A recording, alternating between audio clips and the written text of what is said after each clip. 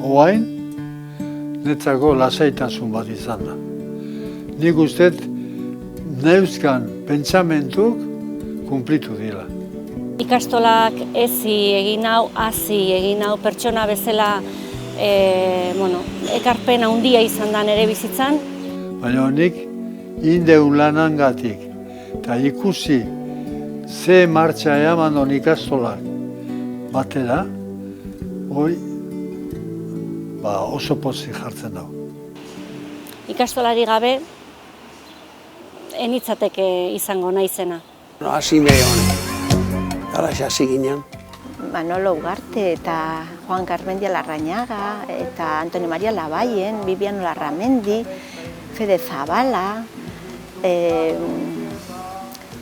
Jose Manuel Atxaga, Asentxo Ondarzabal, Jose Txouria, Edurne Ormazabal. Ondo, oso gozoa zan bentsako.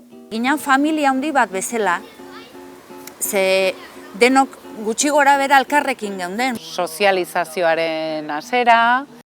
Eta ikastola guk inauguratu gendula. Beste ideia batzukin, da beste konpromesu batzukin, eta asko zelduagoa. Gogoratzen ditut Martin Txilibitu, Xabiertxo, hiek denak. Media handiak gabe, baina borondate askokin. La densidad del agua es 1, eta hori ez genekien eta kopiatu arazi zigun ustez beha izan zala 100 bat aldiz, eta ja hoiz sekulan noski, etzaigu astu. Eta, harrek agontatu zin, harrek dauzke bizkarra garrek. Baita gure sakramentino bezala gizartearekiko konpromiso gogoan hartuz, ikastolari leku egitea. Sekulako ordupida sartzen pation, orduz kanpo. Gizon itxurazkoa, gizon ona. Baliabide pedagogikoak guztiz urriak ziren euskara mailan behinepe. Ailatzen ziren metas, objektibos da danak konsegitzen zuen. Taldek egin behar zirela pixkat lanak banatzeko. Eta, nik sartu nintzen, estraskolarrako talde hortan sartu nintzen. Badago jendea joan egiten dana, eta badago jendea berria sartzen dana, baina ez dira Tolosara baizik eta danak goierri aldikoak. Mundue edo Euskal Herri gure ingurue beste era batea ikuste gendun.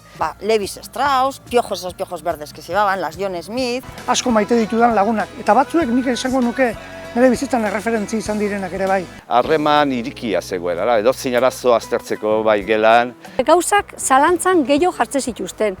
Ez zuen amen iten, beste giro bazan. Saiatzen nintzen behintzat ikaslei identifikazio hori edo gogo hori transmititzen. Eta kasu honetan literatura ulertzeko eta horri zuku ateratzeko tresneria eskaintzea. Eta sentimentu ez da galduko nik uste.